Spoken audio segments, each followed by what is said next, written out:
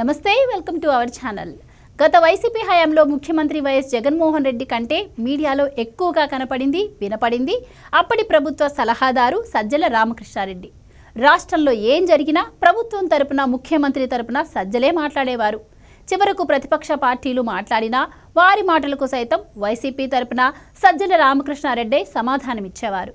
గత 5 ఏళ్ల కాలంలో ఆంధ్రప్రదేశ్లో అటు ప్రభుత్వంలోనూ ఇటు పార్టీలోనూ అంతా తానే వ్యవహరించిన సజ్జల ఇప్పుడు హైకోర్టులో మాత్రం తాను అమాయకుణ్ణని, తనకేం తెలియదని ముందస్తు బెయిల్ ఇవ్వాలని కోరారు.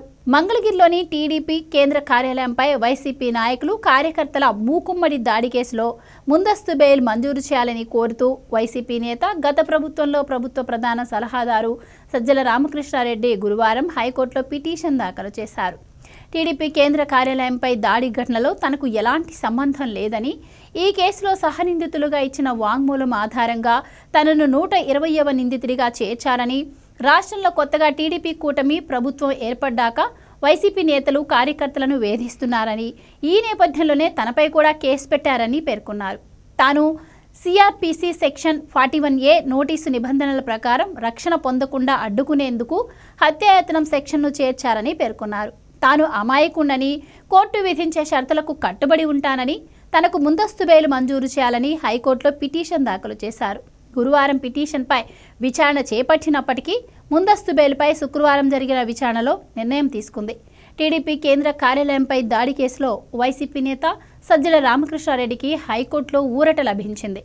ముందస్తు బెయిల్ పిటిషన్పై శుక్రవారం హైకోర్టులో విచారణ జరగ్గా ఈ నెల 25వ తేదీ వరకు తొందరపాటు చర్యలు తీసుకోవద్దని పోలీసులకు హైకోర్టు ఆదేశాలు జారీ చేసింది. ఇక సజ్జల ఆధ్వర్యంలోనే ఈ దాడి జరిగిందని సుప్రీంకోర్టు సీనియర్ న్యాయవాది సిద్ధార్థ్ లూథ్రా కోర్టుకి తెలిపారు. ఘటన జరిగిన రోజున సజ్జల రామకృష్ణారెడ్డి 600 కిలోమీటర్ల దూరంలో ఉన్నారని సజ్జల తరపున న్యాయవాదులు న్యాయస్థానానికి తెలిపారు. ఆ రోజున పోరుమామిళ్లలో ఉన్నారని, అక్కడ మీడియాలో వచ్చిన క్లిప్పింగ్లను కోర్టుకు చూపించారు. ఈ కేసులో నిందితులు ఇచ్చిన స్టేట్మెంట్లోనూ అదే ఉందని పోలీసుల తరపు న్యాయవాదులు కోర్టుకు తెలియజేశారు. ఈ క్రమంలో తాము ఈ కేసులో నిందితులు ఇచ్చిన స్టేట్మెంట్ను మరోసారి పరిశీలిస్తామని సిద్ధార్థ్ లూథ్రా చెప్పారు. ఇరు వాదనలు విన్న ధర్మాసనం అరెస్ట్ నుంచి సజ్జలకు రక్షణ కల్పిస్తూ మధ్యంతర ఉత్తర్వులు జారీ చేసింది.